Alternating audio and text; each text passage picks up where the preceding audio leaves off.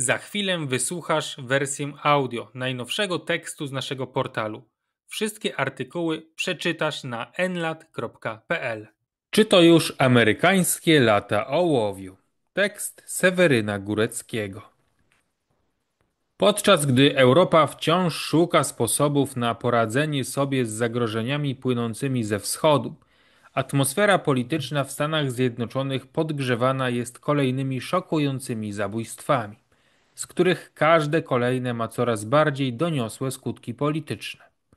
Czy rację mają ci komentatorzy, którzy widzą w tym wejście w nowy paradygmat przemocy, niebezpiecznie przypominający włoskie Anni di Piombo lub atmosferę poprzedzającą znane z historii wojny domowe? Teraz stałem się śmiercią, niszczycielem światów. 10 września 2025 roku w Stanach Zjednoczonych doszło do pierwszego tak spektakularnego mordu politycznego od dekad. Charlie Kirk, bardzo znany, umiarkowanie prawicowy komentator, został postrzelony w szyję ze skutkiem śmiertelnym podczas spotkania w stanie Utah. W tym samym czasie w Denver miała miejsce kolejna szkolna strzelanina.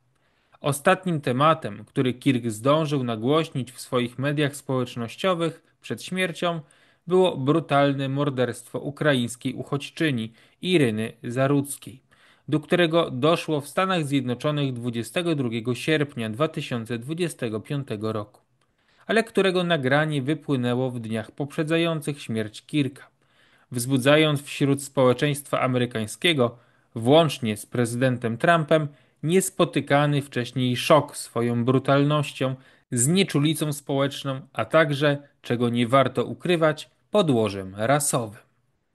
Zaledwie 5 dni później, 27 sierpnia 2025 roku, w Minneapolis 23-letni transwestyta Robert Robin Westman wtargnął na mszę świętą przy katolickiej szkole, podczas której zabił dwójkę kilkuletnich dzieci, raniąc kilkanaścioro innych i kilku dorosłych. W materiałach odkrytych po strzelaninie, a także na broni, której używał zbrodniarz, znalazły się liczne odniesienia do poprzednich masowych strzelanin w Stanach Zjednoczonych i Europie. Jedną z nich była planowana masakra w Madison, gdzie w grudniu 2024 roku 15-latka Samantha Rupnow w podobnej strzelaninie, której celem również była chrześcijańska szkoła, zabiła 2 osoby i popełniła samobójstwo. Jej zbrodnią inspirował się również 17-letni Solomon Henderson, który zabił 1 osobę przed popełnieniem samobójstwa podczas szkolnej strzelaniny w Nashville w styczniu 2025 roku. To zaledwie kilka najgłośniejszych incydentów śmiertelnej przemocy, na różny sposób związanych z polityką, które na przestrzeni ostatniego roku raz za razem wstrząsały coraz bardziej rozpalone emocjami spolaryzowane społeczeństwo Ameryki. Nad tym prującym się w szwach narodem ster sprawuje dzisiaj prezydent Donald Trump, który sam cudem ocalał w 2024 roku z zamachu na swoje życie. Incydent ten niewątpliwie przyczynił się do jego zwycięstwa w ostatnich wyborach prezydenckich. I choć od wielu lat dla każdego wnikliwego obserwatora rzeczywistości żadną tajemnicą nie było, że statystyki przemocy, morderstw, strzelanin czy populacji więźniów w Stanach Zjednoczonych dalece wykraczają poza średnie znane nam z Europy, to jednak zabójstwo Charliego Kirka, do którego doszło w tak krótkim odstępie czasu od 2 innych szokujących zbrodni, zwiastuje przełom w stronę dużo bardziej niepokojącego wymiaru zjawiska normalizacji politycznej przemocy. Pogrzeb dialogu. Charlie Kirk był sztampowym przedstawicielem konserwatywno-liberalnej prawicy w amerykańskim stylu. Zwolennik wolnego rynku i wolności słowa, silnej roli rodziny w społeczeństwie, sprzeciwiał się aborcji i tzw. woke. Bardzo sprzyjał również Izraelowi. Kondolencje po jego śmierci wystosował sam Benjamin Netanyahu. Swoje medialne zaplecze, miliony obserwujących i sprawnie działającą sieć konserwatywno-liberalnych klubów studenckich zbudował konsekwentnie, podejmując się dialogu z przeciwnikami ze strony amerykańskiej lewicy, nie uciekając od żadnej debaty, a także korzystając ze wsparcia starszego pokolenia fundatorów o poglądach neokonserwatywnych, któremu odpowiadał stonowany na tle alt-rightowego radykalizmu przekaz Kirka. Przez to często padał również ofiarą zorganizowanych akcji, zadawania niewygodnych pytań ze strony bardziej paleokonserwatywnie nastawionych młodych prawicowców podczas swoich wydarzeń kilka lat temu. Zmieniający się klimat polityczny spowodował, że w przeciągu kilku ostatnich lat Kirk przeszedł na bardziej wyraziste pozycje, bliższe paleokonserwatystom. Zaczął więcej mówić o konsekwencjach różnic etnicznych, których dostrzeganie wciąż do niedawna jeszcze pozostawało tematem tabu w amerykańskiej debacie publicznej, rządzonej zasadami politycznej poprawności. W przeciągu ubiegłego roku zwracał również uwagę na niepokojące związki Jeffrey'a Epsteina i jego siatki szantażu z operacjami służb izraelskich.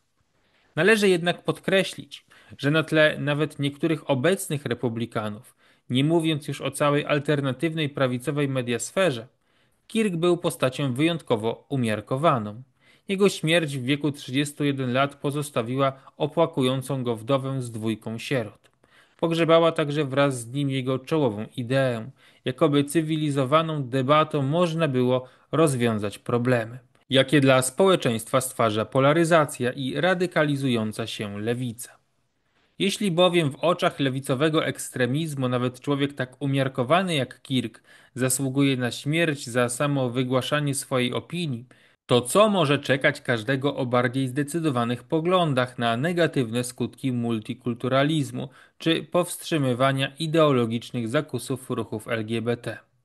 Lub też wszystkich, którzy w tych ważnych sprawach nie tylko zabierają głos, ale także biorą udział w politycznych procesach decyzyjnych. Lewicowy ekstremizm nie jest dziś zresztą domeną tylko odważnych, wolnych strzelców, bowiem cała masa tchórzy zdążyła już pochwalić to zabójstwo w setkach komentarzy w mediach społecznościowych. 2 dni przed mordem na lewicowym portalu Jezebel ukazał się satyryczny artykuł, w którym redaktor chwali się zatrudnieniem przez internet wiedźm w celu przeklęcia Charlego Kirka. Od czasu zabójstwa wpis zbiera komentarze wychwalające skuteczność tychże czarów. Demokraci w Izbie Reprezentantów nie uhonorowali minuty ciszy zarządzonej po jego śmierci. To samo miało miejsce ze strony lewicowych i liberalnych stronnic w Europarlamencie, włącznie z przedstawicielami koalicji 13 grudnia. Tuż po informacji o postrzeleniu Kirka na kampusie, lewicowy serwis telewizyjny MSNBC próbował spekulować o możliwym wypadku spowodowanym przez zwolenników strzelających na wiwat, a media w Kanadzie, CBC, szybko zaczęły przywoływać jego najbardziej kontrowersyjne wypowiedzi. Trudno nie odnieść wrażenia, że służy to wszystko rozmyciu odpowiedzialności za ten ordynarny mord polityczny. Nic już nie będzie takie samo? Możemy mieć tylko nadzieję, że konsekwencją eskalacji przemocy politycznej w Stanach Zjednoczonych będzie wymierzenie sprawiedliwości przez organy państwowe w sposób uporządkowany i zgodny z porządkiem prawnym. Tylko zdecydowana reakcja może powstrzymać eskalację politycznej przemocy i odbicie piłeczki przez drugą stronę. Kiedy aktualne wydarzenia wreszcie przekonają masy, że ostatnia granica została przekroczona i od teraz w politycznych sporach wszystkie chwyty są dozwolone. Na pewno jednak konieczna będzie gruntowna refleksja nad reformą praktyki państwowej wobec agresywnych kryminalistów i wyznawców ekstremistycznych ideologii nawołujących do przemocy politycznej. Żadna z tych tragedii nie jest niestety niespodzianką, bowiem język przemocy i otwarte lub ukryte nawoływanie do zabójstw politycznych jest dziś na skrajnej lewicy amerykańskiej pewną normą. Z kolei stygmatyzujący język i określanie jako faszystę, nazistę czy rasistę każdego, kogo poglądy choć trochę odbiegają od status quo ustanowionego przez liberalno-lewicowe konglomeraty medialne i akademickie, jest normą nie tylko wśród środowisk skrajnych, ale niestety występuje powszechnie także wśród tych, którzy mają o sobie mniemanie umiarkowanych, co nie przeszkadza im bezkrytycznie przyjmować paradygmatu ekstremistycznej lewicy. Waga tego wydarzenia jest ogromna. ponieważ wszystkie perturbacje polityczne za Atlantykiem prędzej czy później docierają do Europy w tej czy innej formie. Z naszego własnego podwórka znamy mantrę centrystów i liberałów o tym, że zagrożeniem dla porządku publicznego jest podnoszący głowę prawicowy ekstremizm, klerofaszyzm, ciemnogród, rasizm, etc. Kolejne przykłady z Zachodu, a także niestety ostatnio narastające akty przestępczości migrantów w Polsce, pokazują jednak, iż stabilności współczesnych społeczeństw naszego kręgu kulturowego zagrażają dwie główne, idące ze sobą ramię w ramię siły: multikulturalizm i lewicowy ekstremizm. Jak przed śmiercią zwrócił uwagę Charlie Kirk, Zaratuska zginęła, bo agresywny kryminalista, który zabił ją w metrze w ramach swojej chwilowej fanaberii, trudno znaleźć inne słowo, by trafnie określić tę zbrodnię tak makabryczną w swojej całkowitej przypadkowości, został kilkukrotnie zwolniony z więzienia w ramach procedur państwa terapeutycznego, w trakcie których niewątpliwie rolę odegrała także utopijna ideologia multikulturalizmu, w praktyce dająca placet na przemocowe zachowania niebiałym członkom społeczeństwa z obawy o bycie oskarżonym o rasizm. Na nagraniu widać, jak kilkoro obserwatorów zdarzenia zupełnie ignoruje ofiarę po incydencie. Sam morderca, wychodząc, burczy pod nosem: dorwałem białą dziewczynę, dorwałem białą dziewczynę. W tym samym czasie, kiedy w internecie trwa debata nad dysfunkcją wymiaru sprawiedliwości Stanów Zjednoczonych, która umożliwiła popełnienie tego przestępstwa, oficjalne konto ruchu Black Lives Matter publikuje filmiki, na których jasno stwierdza się, że wszystkie marginalizowane społeczności mają prawo do przemocy. Po śmierci George'a Floyda przez Stany Zjednoczone przetoczyła się fala zamieszek, a protesty pod szyldem BLM dotarły nawet do Polski. Dziś nikt nie powinien mieć wątpliwości, że konsekwencje przyjmowania haseł lewicowego terroryzmu prowadzi do bardzo niebezpiecznych konsekwencji. Przemoc nie tylko polityczna. Ameryka wcale nie tak dawno, bo w latach 60. przeżyła już swoje własne lata ołowiu, kiedy w toku zamieszek związanych z tzw. ruchem praw obywatelskich na przestrzeni kilku lat zginęło w sumie kilkaset ofiar. Współczesne warunki otwierają niebezpieczną możliwość powtórki tego scenariusza, której w roztropny sposób trzeba się ustrzec.